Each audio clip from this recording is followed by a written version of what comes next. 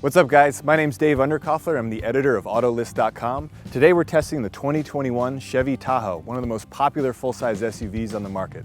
Since Chevy first introduced the Tahoe in 1995 as the spiritual successor to the Blazer K5, the Tahoe's earned a large and loyal following thanks to its combination of size, utility, and even a little bit of refinement.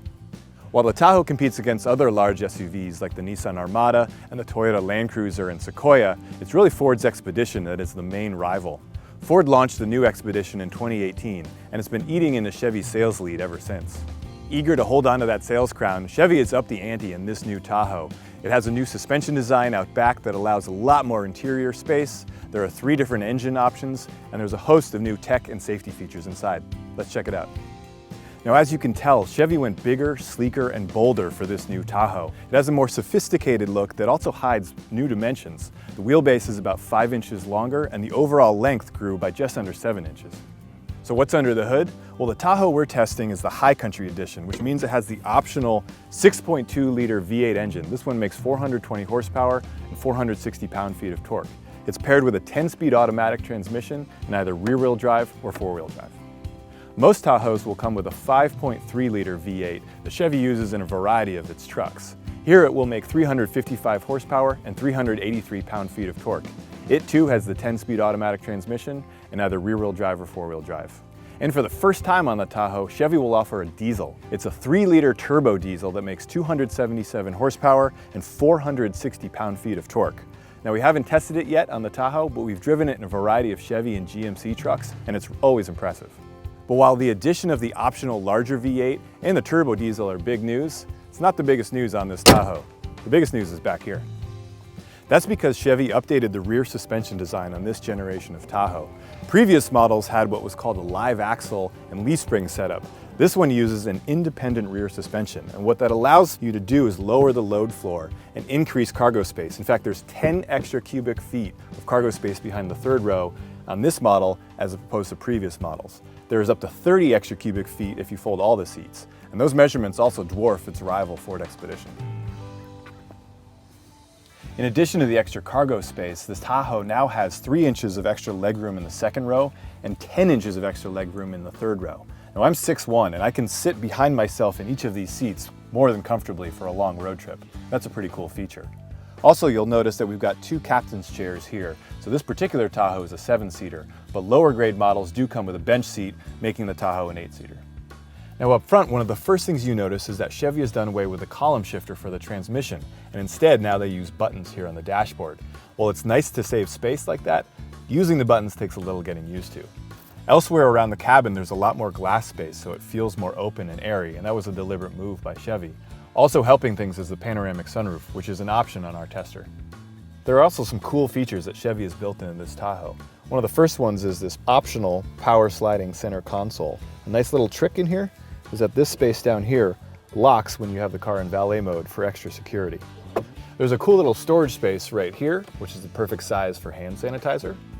And Chevy put in buttons to fold the power folding third row seat, which are really handy when they're up here and people are loading cargo in the back. On the tech side of things, all Tahoes come with a 10-inch display screen for the infotainment system. It comes with Android Auto and Apple CarPlay connectivity. There's also a smattering of USB ports throughout the entire vehicle, and there's Wi-Fi connectivity too. This Tahoe also comes with the optional heads-up display. It's 15 inches, which Chevy says is the largest in the industry, and after a day of testing, it's easily the best one I've ever used.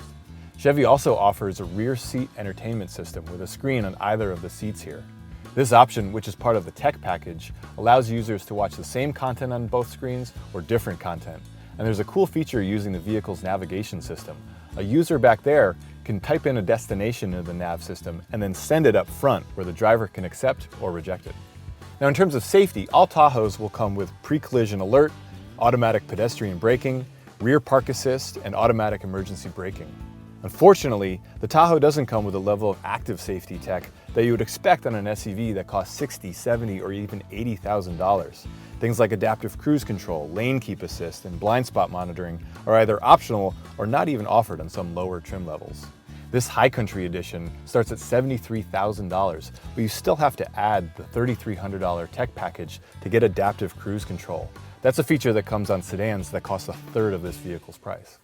Now, as I mentioned, the model that we're testing today has the 6.2 liter V8. It has 420 horsepower and 460 pound-feet of torque, and that's more than enough power. Check this out. Woo, I like it. But it's also remarkably refined. And Chevy did a nice job matching it to the 10-speed automatic transmission that has really smooth and well-timed shifts. Now, the base engine on the Tahoe is a 5.3 liter V8 that makes 355 horsepower. We didn't get to test that today, but we've driven it in a variety of Chevy trucks, and we've always come away impressed. And that power figure should be more than enough for the Tahoe here. For those of you who are cross-shopping the Tahoe with the Ford Expedition, note that the Expedition comes with a 3.5 liter twin turbocharged V6 that makes 375 horsepower. So those figures put it right in between the two V8s offered by Chevy. Where the Expedition has the advantage, however, is in EPA fuel economy figures, which are generally better than the ones on this Tahoe, regardless of the V8. Now, in terms of ride quality on this Tahoe, our tester has the optional air ride suspension as well as the magnetic suspension setup, and it's really doing a great job at smoothing out all the bumps on the road and giving you a really refined experience. It's pretty impressive for a Chevy. That air ride suspension is a $1,000 option on this Tahoe. It can raise or lower the vehicle by up to 4 inches. You can raise it when you go off-road or on rougher roads, or you can lower it when you're attaching a trailer or maybe loading up some cargo. It's a nice feature and it's really smooth on the road. Another thing about this Tahoe that's impressed me is how little road and wind noise the car lets into the cabin. That, combined with the refined ride quality, really gives this Tahoe a premium feel that you definitely appreciate. All right, so you've made it this far and now you're ready to talk pricing. I'm glad you asked. As I mentioned, this is the loaded High Country model. This starts at $71,000 for the rear-wheel drive version. Below this High Country model is the Premier, which starts at $64,000. Then there's the off-road aimed Z71, which starts at a little more than $60,000. Then there's the street-oriented RST, which starts at about $58,000. Below that is the LT, which starts around $55,000. And then you get the base Tahoe LS, which starts at about $52,000. Now keep in mind, all of those prices are for rear-wheel drive Tahoes. Adding four-wheel drive is an extra $3,000, except on the Z71, which is four-wheel drive only. This High Country version that we're testing here stickers for a tick under $83,000 after you add options like the tech package, power retractable running boards, the sunroof, the adaptive air suspension, and this slick white paint. Now that's a lot of money for a Tahoe. Keep in mind that a Mercedes-Benz GLS and a BMW X7 both start around $75,000. So which would we choose if it were our signature on the check? Well, while this High Country is nice, we'd probably just go for the mainstream LT. It has all the features and style and amenities that you'd want in a Tahoe. Maybe we'd add a sunroof too. All right, folks, that should be everything you've wanted to know about the 5th generation 2021 Chevy Tahoe. It's bigger, it's sleeker, it's safer, and there's more space inside. So what's not to like? Well, as I mentioned, the High Country does get a little expensive for what it is. And the shift buttons take some getting used to. And there's also some cheap black plastic in the back that sort of scratches and scuffs with age. So watch out for that. Finally, the fuel economy on the Tahoe lags behind the Ford Expedition by just a little bit. So that's about it for the negatives. As for whether I would choose this or the Ford Expedition, that's a really tough question. It's going to come down to personal preference, so make sure you test drive both.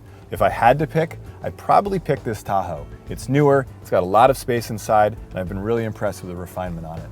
So that's it. All right, guys, I'm Dave Underkoffler for Autolist.com. Be sure to check out our website for all the car listings you want to see. Take care.